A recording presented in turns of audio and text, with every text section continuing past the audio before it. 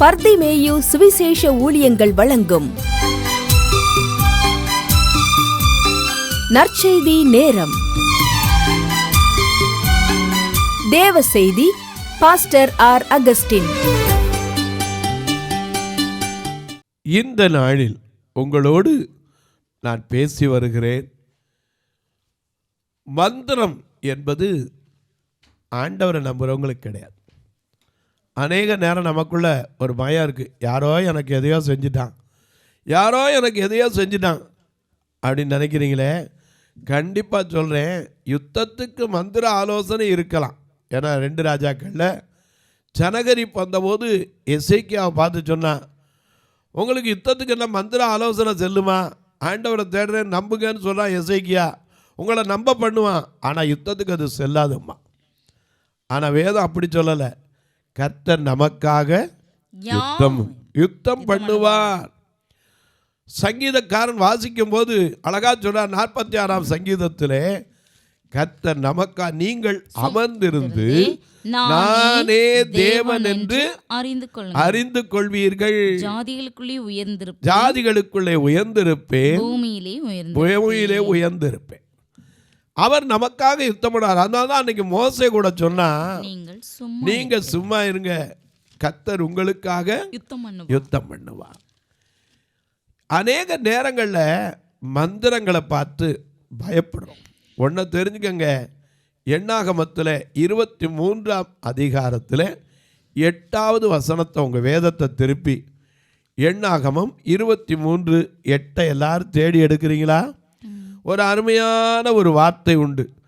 அதை எல்லாரும் தேடி எடுக்கிற வரைக்கும் நீங்களும் நானும் பாடுமா? அல்லேலூயா, இயேசு என்ற திருநாமத்திற்கு எப்போதும் மிக ஸ்தோத்திரம். இயேசு என்ற திருநாமத்திற்கு எப்போதும் மிக ஸ்தோத்திரம்.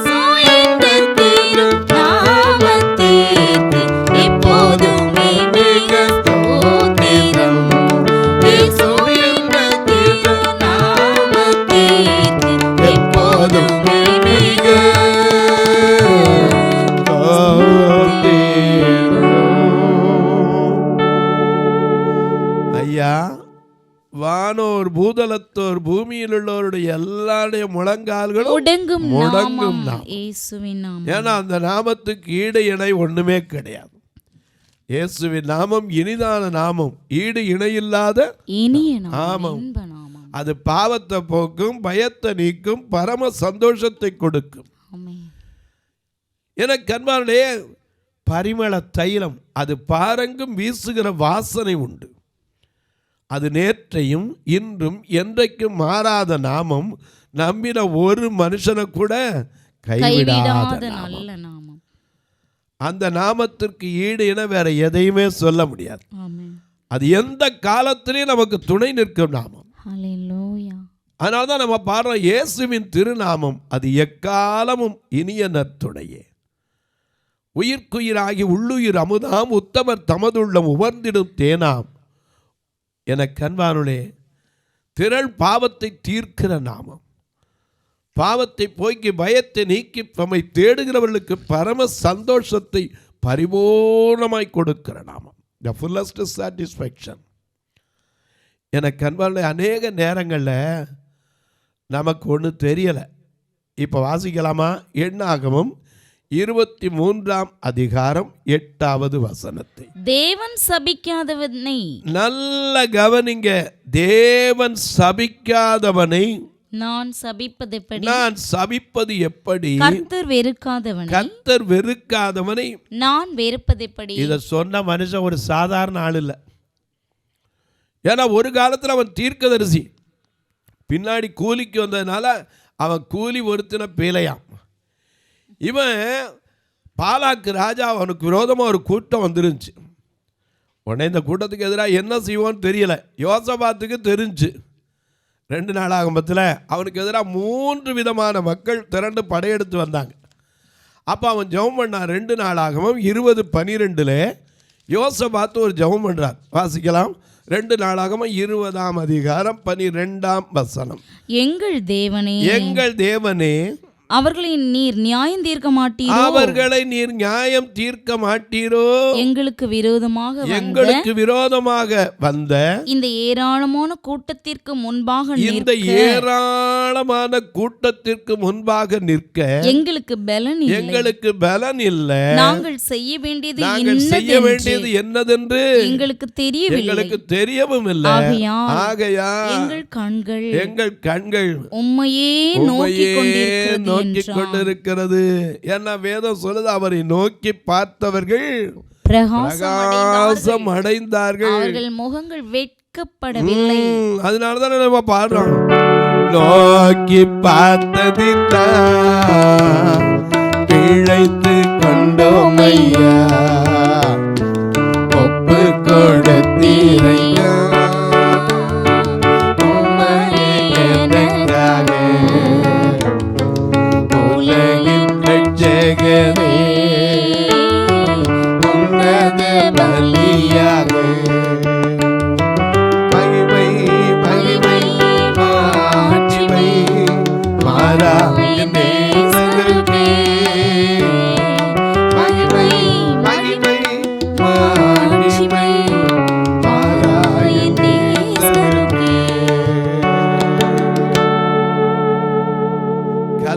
திருப்பிடமே, கரை போக்கும் திரு ரத்தமே. அந்த ரத்தத்தை கண்டாலே பிசாசு அலறுவான். ஒரு சமயத்தில் ஒரு பிசாசை தொடர்ந்துக்கிட்டு இருந்தார் ஒரு போதகர், ஒரு ஊழியக்காரர் வச்சுக்கோங்களேன். அந்த பிசாசு அசையவே மாட்டேன்னுச்சு, போகவே மாட்டேன்னுச்சு. இவருக்கு என்ன செய்யன்னு தெரியல. அப்போ அந்த பிசாசு போகாமலே இருக்கவும் அது சொல்லிச்சு, எப்போ ஒன்றால் தான் அவனை மேற்கொள்ளவும் முடியல, ஒன்றும் செய்யவும் முடியல, அவனை விட்டு போக மாட்டேன்றிய என்னன்னு கேட்டுச்சு. அது சொல்லிச்சு, ஒன்றும் இல்லை, இவனுக்காக ஒரு 10 பேராக ஜெபம் பண்ணிக்கிட்டு இருக்கீங்களே, இந்த ஜெபத்தை மட்டும் நிப்பாடுங்க, இப்போ என்ன செஞ்சிடுறேன், தூக்கிடுறேன். எனக்கு அன்பானவர்களே, அநேக நேரங்களில் நமக்கு விளங்காதது என்ன தெரியுமா? கர்த்தர் நம்ம சபிக்கிறவர் கிடையாது.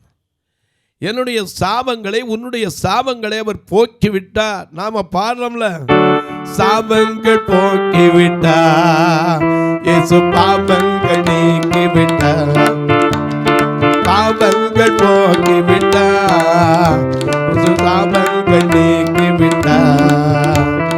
இயேசுவின் தழும்புகளா, இயேசுவின் தழும்புகளா, நான் சுகமானி சுகமானி, நான் சுகமானி சுகமானி. கிறிஸ்துவுக்குள் வாழும் எனக்கு எப்போதும் வெற்றி உண்டு. கிறிஸ்துவுக்குள் வாழும் நமக்கு எப்போதும் வெற்றி உண்டு. வெற்றி உண்டு, வெற்றி உண்டு, வெற்றி உண்டு, நமக்கு வெற்றி உண்டு, வெற்றி உண்டு, வெற்றி உண்டு, வெற்றி உண்டு, வெற்றி உண்டு, வெற்றி உண்டு, எனக்கு வெற்றி உண்டு, வெற்றி உண்டு, வெற்றி உண்டு.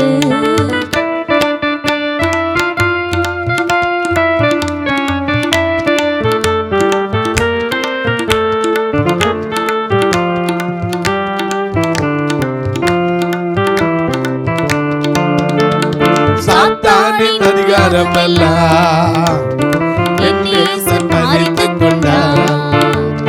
சாத்தானின் அதிகாரமெல்லாம் என் நேசர் பறித்துக் கொண்டார். சிலுவையில் அறைந்து விட்டார், சிலுவையில் அறைந்து விட்டார். இயேசு காலாலை மிதித்து விட்டார், இயேசு காலாலை மிதித்து விட்டார். கிறிஸ்துவுக்குள் வாழும் எனக்கு எப்போதும் வெற்றி உண்டு. கிறிஸ்துவுக்குள் வாழும் எனக்கு எப்போதும் வெற்றி உண்டு. என்ன துன்பம் வந்தாலும் கலங்கிறாதீங்க. ஏன்னா நம்மளை பார்த்து சொல்லியிருக்காரு, உங்கள் இருதயம் கலங்காமல் இருப்பதாக. ஏன் கலங்கக்கூடாது?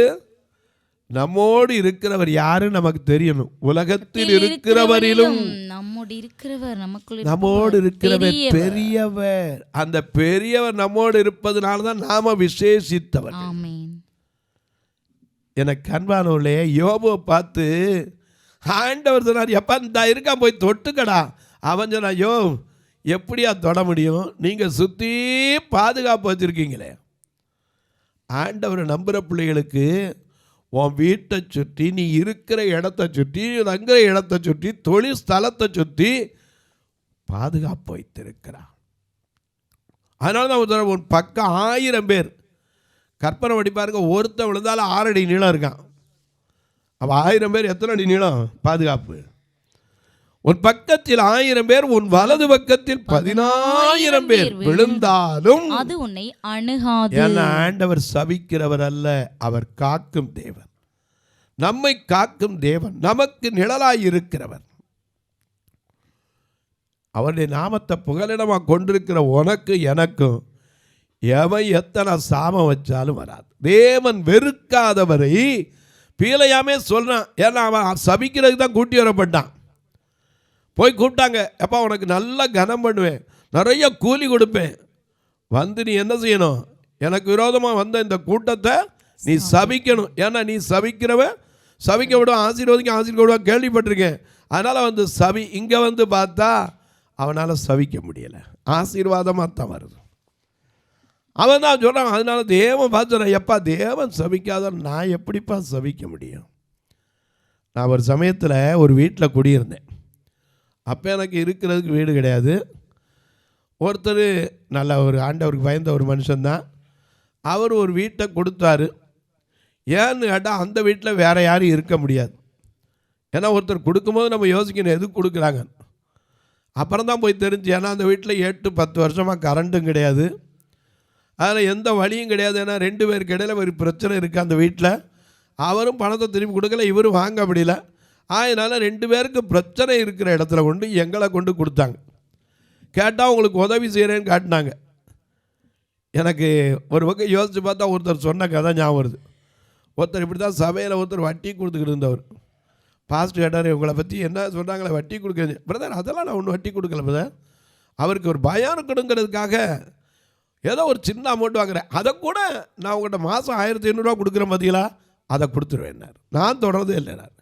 கடைசியில் எங்கே சுற்றி கொண்டாந்து தொப்பியை வச்சுருவார், பாஸ்டர் மேலே வச்சுருவார். எனக்கு அன்பானவர்களே, அநேக நேரங்களில் நமக்கு தெரியணும், ஒருத்தர் கொடுக்குறாங்கன்னா அதுக்குள்ளேயும் ஏதாவது காரியம் இருக்கும், சும்மா இருக்காது.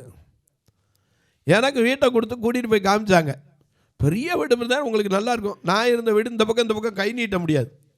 ஏன்னா அவ்வளோ சின்ன கூரை, அப்படி தான் குடியிருந்தேன். ஏன்னா என்னால் அவ்வளோதான் இருக்க முடிஞ்சு. அப்படி குனிஞ்சு தான் உள்ளே போகணும். இதுலேருந்து கூப்பிட்டு போய் பெருசாக காட்டினோன்னு நான் யோசித்தேன், இந்த வீடு பெரிய வீடாக இருக்குது, நல்லா வசதியாக இருக்குன்னு உள்ளே போய் பார்த்தா கரண்ட்டு கிடையாது, ஒன்றும் கிடையாது. அந்த வீட்டில் என்ன பிரச்சனைனா, அந்த வீட்டுக்கு சொந்தக்காரன் ஒரு குரலி வச்சுருக்கான். அந்த குரலியை வச்சு யாரையுமே இருக்கோடாமல் பண்ணிடும். இந்த வீட்டில் கொண்டு என்னை வச்சாங்க. அப்போ என் கூட நல்லா கண்ணு அவங்களும் இருந்தாங்க. போன உடனே அவர் சொன்னார், இந்த வீட்டில் 10 நாள் இருக்கீங்களா பார்ப்போன்னார். எனக்கு அப்போ டக்குனுச்சு, என்ன 10 நாள் இருக்க, என்ன டைம் கொடுக்குறாரு, ஏன் என்ன விஷயம்னு. 10 நாள் இல்லாமல் ஓடுறீங்களா இல்லையான்னு பார்ப்போம் அப்படின்னு நாங்கள் பேசிக்கிட்டு இருக்கோம். அவர்கிட்ட பேசுகிறான், எனக்கு கேட்குது. அந்த வீட்டை வாங்கினவர்கிட்ட, ஒத்திக்கு வாங்கினவர்கிட்ட. இவர் அதை ஒன்றும் சொல்லாமல் நல்லா இருக்குன்னு விட்டு வந்துட்டார். விட்டப்பறம் தான் எனக்கு தெரிஞ்சு அங்கே இருக்கிறவங்களாம் சொன்னாங்க, இந்த வீட்டில் யாருமே இருக்க முடியாது, ஐயோ இதுக்குள்ளே எவனும் குடியிருந்தால் எந்த குடும்பம் உருப்பட்டு கிடையாது.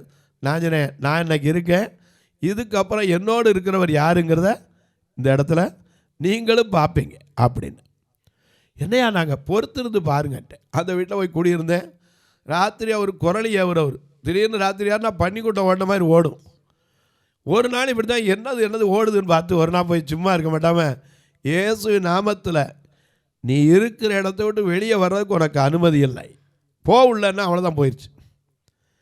ஏன்னா என் நாமத்தினால் எதை கேட்டாலும் அதை நான் செய்வேன். மார்க் 16:17 படி விசுவாசிக்கிறவர்களால் நடக்கிற அடையாளங்கள் யாவன?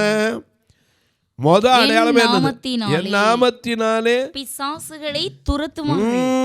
நாம சொல்லணும், அப்பால போ சாத்தானே, அப்பால போ, அப்பால போ சாத்தானே, அப்பால போ, ஆயுதங்கள் ஒன்றுமிக்கு பலிக்காது, இயேசுவின் ரத்தத்தால் கழுவப்பட்டு எனக்கு ஒன்றும் பயமில்லை, பயமில்லை.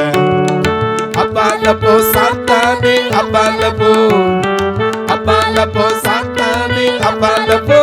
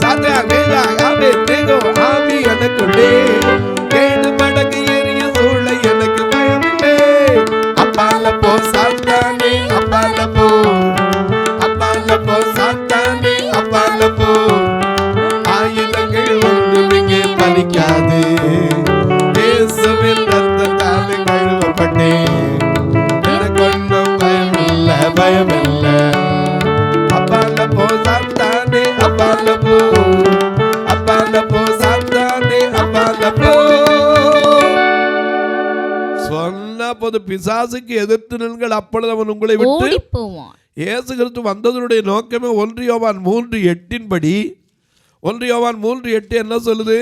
இயேசு கிறிஸ்து பல காரியத்துக்காக வந்தார் இந்த பூமியில. பாவம் செய்கிறவன் பிசாசினால் உண்டாயிருக்கிறான், ஏனெனில் பிசாசானவன் ஆதி முதல் பாவம் செய்கிறான், பிசாசினுடைய கிரியைகளை அழிக்கும்படிக்கு குமாரன் வெளிப்பட்டார். அவர் நோக்கமே பிசாசின் கிரியைகளை அழிக்க வேண்டும்.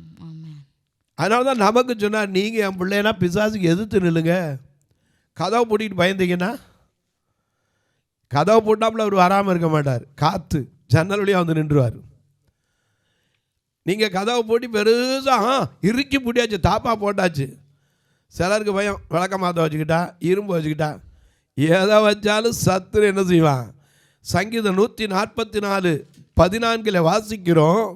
ஆண்டவர் ஒரு அருமையான வார்த்தையை கொடுத்திருக்கார். சங்கீதம் 144:14 எங்கள் எருதுகள் பலத்தவைகளாய் இருக்கும். பலத்தவைகளாய் இருக்கும். சத்துரு உட்புகுதலும் சத்துரு உட்புகுதலும் குடியோடி போகுதலும் குடியோடி போகுதலும் இராது. எங்கள் வீதிகளில் எங்கள் வீதிகளில் கூக்குரலும் உண்டாகாது. கூக்குரலும் உண்டாகாது. விதமான சீரை பெற்ற ஜனம் பாக்கியம் உள்ளது. பாக்கியம் கர்த்தரை தெய்வமாக கொண்டிருக்கிற ஜனம் பாக்கியம் உள்ளது. பாக்கியம் உள்ளது. எனக்கு அன்பானுடைய நீயும் நானும் யாரு? அவருடைய பிள்ளைகள். என்னை சொந்தக்காரெல்லாம் வெறுத்தான், கண்ணு தெரியாமல் போயிடுச்சுன்னு. ஏன் கூட பிறந்தவங்களே வெறுத்தான், ஏன் பெற்ற பிள்ளையே வெறுத்துச்சு. ரெண்டு கண்ணு தெரியாமல் போயிடுச்சு. இந்த பைத்தியக்காரன் போய் சர்ச்சுன்னு உட்காந்துருக்கான்னு. இன்னைக்கு வரை கர்த்தர் என்னை வெறுத்துட்டாரா? ஏன்னா தேவன் வெறுக்காதவரை யாரும் வெறுத்து ஒரு பலனும் கிடையாது. கவலைப்படாதீங்க.